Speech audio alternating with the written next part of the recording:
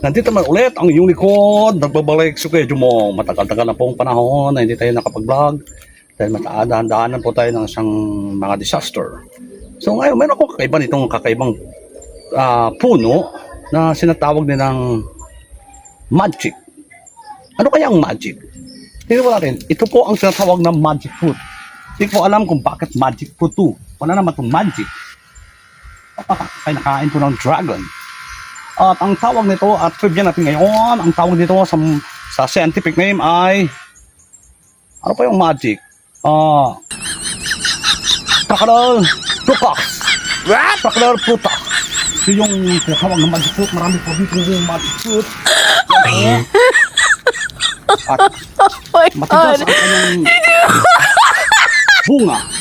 So, hindi tatandaan, pag may knowledge, may power, ang iyong likod, papagmatsyag, papaglindang, skretch mo.